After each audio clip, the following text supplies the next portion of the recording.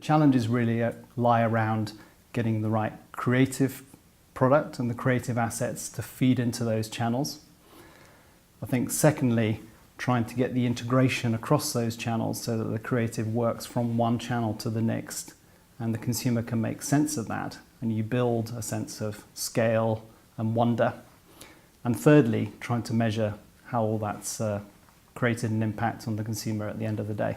I think the biggest challenge is ensuring that the briefs that are created are centralised so that the business can maximise the value actually from the strategy beforehand. Too often strategy is disparate, so therefore creative work tends to be disparate as well. So the key challenge is making sure that everyone's working to the same set of objectives across the organisation, and then therefore the creative work that comes out of it should be of the same tone of voice, should be working towards the same goal.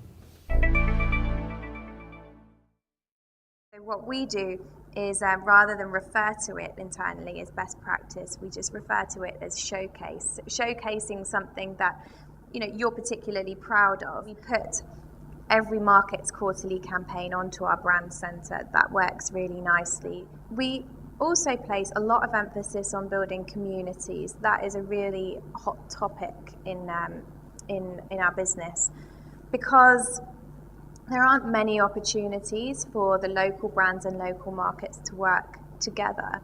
And potentially where the brands look and feel different, and we do have some instances of that, they can't share assets. So it's about sharing the way that they do things and what works well in terms of process. At Cisco, what we've tried to do is focus on creating a best practice program across Cisco globally, using it as a way of recognizing employees who've done very clever things. So it works two ways. One, to draw out, well, what was that best practice? But two, to recognize that person, outstanding piece of work. For me, the other element is, well, what about from the industry at large? Learning from what other companies have done. And it's not just the theory of what they set out to do, but what actually worked for them and what didn't work for them. It's a slightly softer issue, but there's a psychological one, if you like, in that by the very nature of having assets available that people can call off, there's a feeling often amongst the creative community, some of my campaign management peers, that their creative autonomy is being taken away somewhat because there is an asset already predetermined from which they can use. I've actually seen this in companies I've worked in where the management consciously sets divisions against each other. They feel that competition can be healthy. I think if you're looking at P&Ls on a product basis, that kind of works. I think if you then look at a customer experience lens, you're going to have a little bit of trouble. I'm lucky that I really have one brand. I have a corporate brand, which is slightly different from fizzy water or chemical soap powder.